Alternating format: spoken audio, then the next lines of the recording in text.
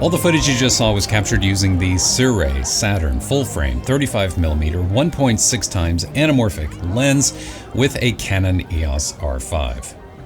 This lens is surprisingly small, compact, and lightweight for an anamorphic lens. It is constructed almost entirely of carbon fiber, so it weighs less than a pound, only 0.9 pounds. This lens is so lightweight, in fact, you can get this lens with a DJI mount. If you happen to have a high-end DJI drone that has an interchangeable lens system on it. This lens is also really easy to pack in a bag and travel and bring with you. For example, I brought this to Portugal, as you saw just in some of the footage at the beginning of this video. And if this lens was bigger and heavier, well, odds are I probably would have left it at home. So basically what an anamorphic lens does is it squeezes the image that it takes into a 16:9 container. Then later, when you import that footage off your SD card into your computer and you take a look at it, well, it's going to look terrible. Like everything is going to be stretched. Everything is going to be too vertical. It's going to look pretty bad. But then when you de-squeeze that footage, then everything is presented at the natural aspect ratio of this particular lens here, which happens to be 2.4:1. Before I go any further, I do need to let you know, quick disclaimer, that Sirui did reach out to me and asked if I'd be interested in trying the RF mount version of this lens. And I said yes, obviously, so they sent one my way. Otherwise, they have not paid for this video, they have not sponsored this video, and they've not been involved in any of the editorial content. Everything that is in this video is my honest and unbiased opinion about this particular lens. All right, let's talk about focal length, because I think that's one of the most important and also potentially one of the most confusing things about anamorphic lenses if you've never used one before. So this lens is full frame 35mm, but when you look in the specifications for this lens, you will see that Sirui claims that the lens has an effective field of view equal to full frame 22mm. So how is it possible to do both? Like, how is it possible to be both 35mm and 22mm? Well, this is actually really easy to illustrate, and I'll show you here.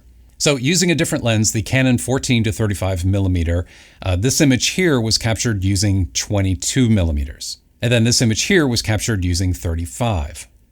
Now, if we take that 35mm image, place it on top of the 22mm image, and then downscale 35mm to fit, then chop off everything that is above and below the 35mm frame, well, then we get the effective image that is created by this Sirui Saturn 35mm. So it has the vertical height, the depth of field, and the look of a full frame 35mm lens, but with 40% more area added to the left and the right side of the frame, which is really cool, I think. It's effectively the best of both worlds, because especially for me, like say I'm, traveling and shooting like a landscape photography video, something like that. Like I want to get the look, like that panoramic look of the landscape, but I don't necessarily want to shoot wide angle, because wide angle has a tendency to, as you probably know, has a tendency to distort, like the foreground elements become larger in the frame and whatever's in the background gets smaller. So the Sirui Saturn 35mm gives you that look of and that depth of field and the lack of distortion that you get with a standard full frame 35mm image, but with more area added to the left and right sides of the frame, which is pretty cool, I think.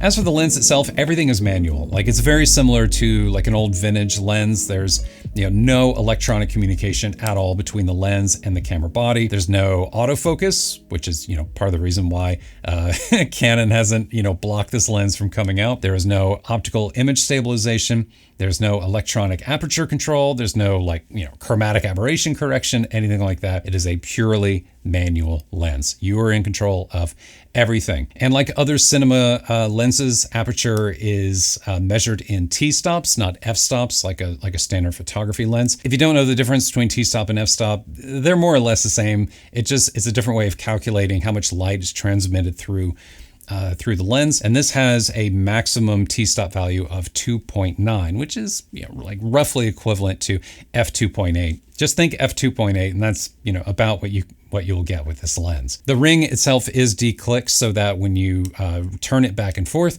there are no predefined values for it. The iris inside of the lens just simply opens and closes. Focusing is also manual, and that is handled with the second ring a little bit further up the lens body here.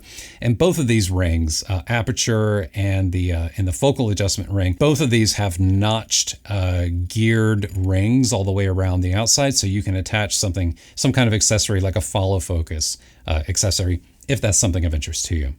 Now, one of the cons of this lens, unfortunately, is the focal ring. It functions fine, the action on it is good, that's not the problem. The problem here is that if you want infinity focus, you're shooting, way off in the distance or something, and you just want to turn it all the way to infinity. When you do, the ring actually stops I'd say 2 to 3 millimeters past the infinity mark on the ring. And what happens then is that the image gets just a little bit softer, because you're focusing just a little too far. So you have to turn it back and align the white tick mark with infinity on the ring. Minimum focusing distance, as shown here on the lens, is 3 feet or 0.9 meters. Now, compared to a standard photography lens, that is, in my opinion, a little bit long, and you might have to, back up a little bit more than you're accustomed to when you are shooting with a shallow depth of field with a subject close to the camera.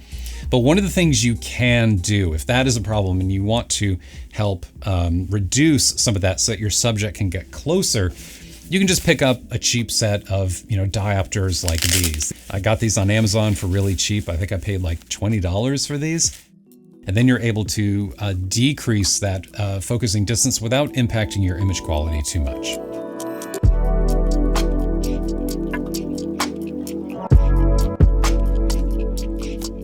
You may also notice that Bokeh has a vertical cat's eye shape, as you would expect to see when using an anamorphic lens, and the shapes do get a little larger when using a diopter. But if you want larger bokeh than what you're seeing here, you would need to get an anamorphic lens with a focal length longer than 35 millimeters. There is some focus breathing and effect, most noticeable around the corners and edges of the frame, where the image appears to zoom in and out and change focal lengths when focus is adjusted between the minimum focusing distance and infinity. I doubt it would be all that noticeable with small focal adjustments, but it would be there for longer ones.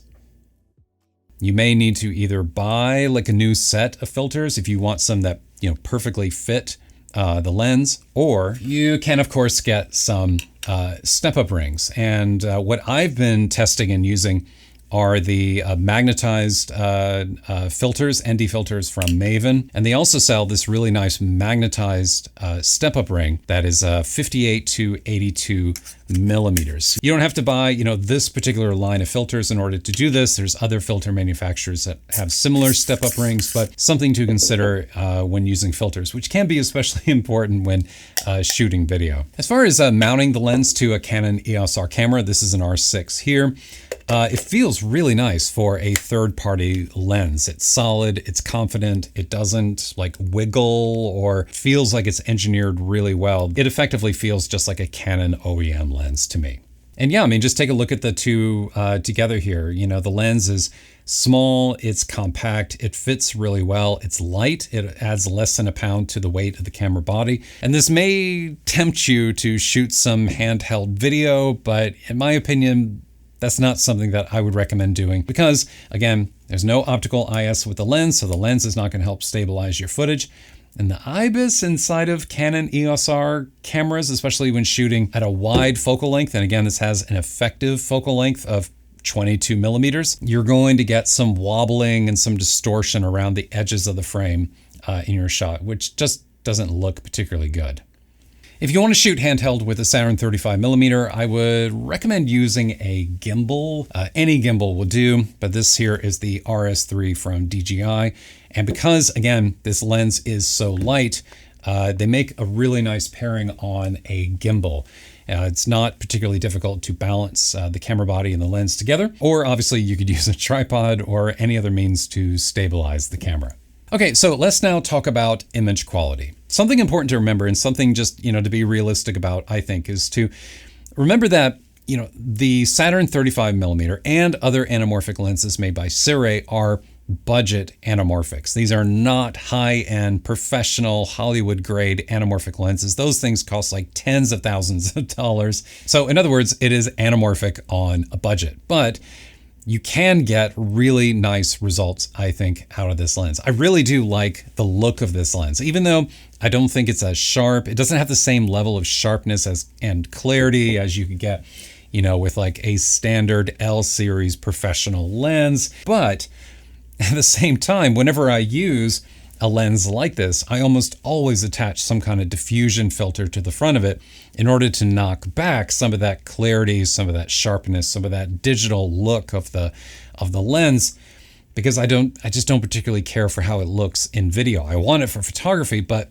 not for video. Color-wise, this lens is not neutral. I mean, it does add some color cast to your footage. It reminds me of like some solid NDs that I've used in the past, some solid NDs that contribute a little bit of warmth, a little bit of yellowing to the image, which could be a bad thing if say color accuracy is really important to you, or if you are shooting something using multiple lenses and then you have to color match everything later in post. But honestly, I don't mind it that much. I actually think it looks nice, especially when shooting outdoors. I like the little added, little extra touch of warmth to the image, the little bit of extra yellow in the highlights, and I like the softer contrast. I feel like it looks appropriate and it looks good for when shooting video, and I definitely prefer it to the just very neutral, very accurate, very clinical image that is created when using a standard photography lens. Also, you may have noticed some vertical distortion in the intro footage to this video. Now, this is especially noticeable around the edges of the frame whenever you film architecture like I'm doing here, or really anything that has a straight edge. But in my opinion, I kind of feel like this is just an inherent part of the anamorphic lens experience. This is just, part of the character of the lens. It may be annoying at first and you may not like it, but I feel like it's the kind of thing that has to be embraced, I think, if you plan to shoot using an anamorphic lens. Horizontal lens flares are another unique characteristic of anamorphic glass, and with the Saturn 35mm, you have a choice between blue or natural flares. I prefer natural because the flare then uses the color of the light source, and because I just think natural looks more organic. To get flare, you really have to push it. You have to have a small, strong light shining directly into the lens, which is good, I think, for then the flare effect feels intentional and real, not fake or overdone.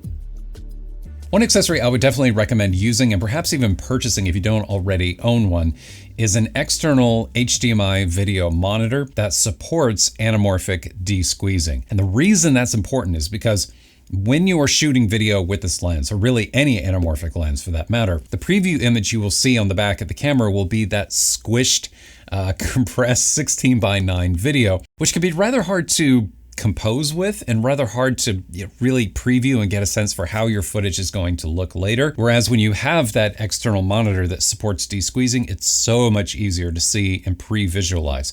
The Atomos Ninja V, which is the video monitor that I use, I'm actually using it right now, that's why I'm pointing over there, that does support the 1.6 times anamorphic factor. So if you actually own a Ninja and you don't see 1.6 times as an option, that means you need to update the firmware of the monitor because Atomos recently added it.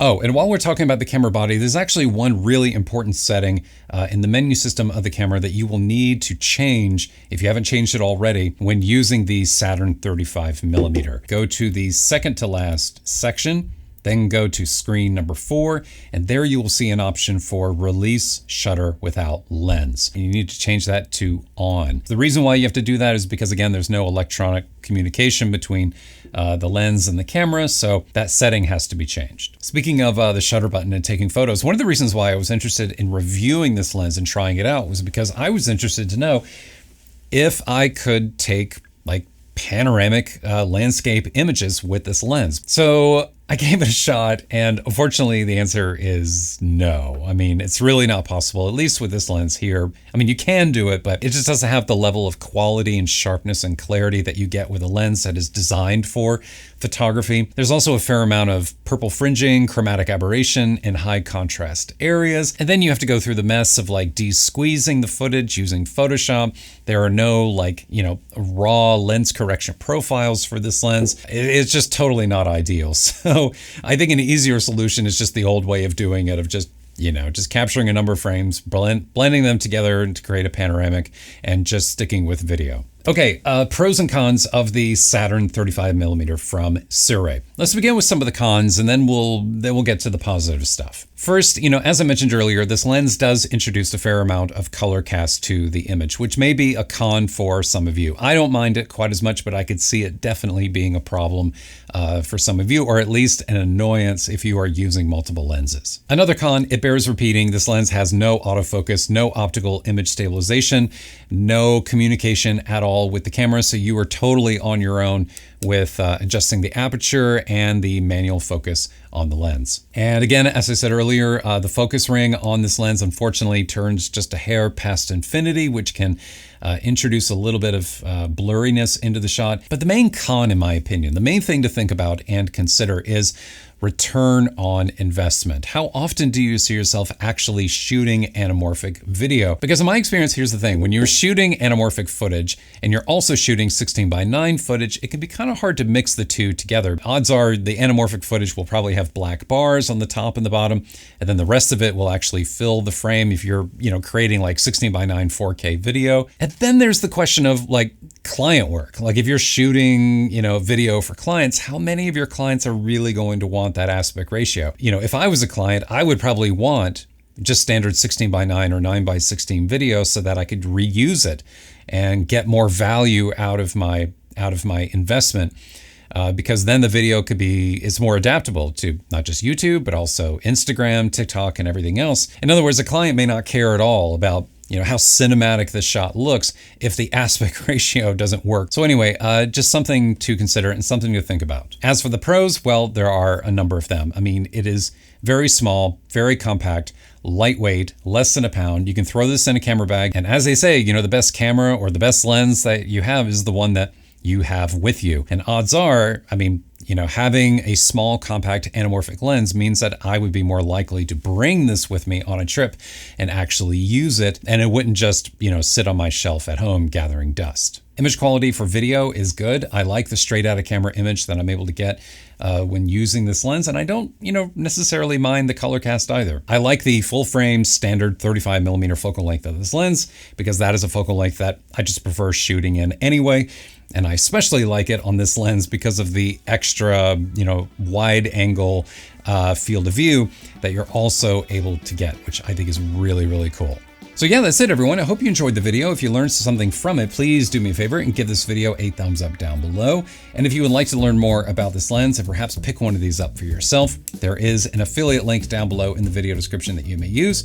And if you do end up purchasing something through that link, this channel would receive a small monetary credit in return for your purchase, but at no additional cost to you, and you'd be helping me out and helping support this channel, and I would appreciate it. If you want to hang out and do this again in the future, remember to subscribe down below so we can keep in touch.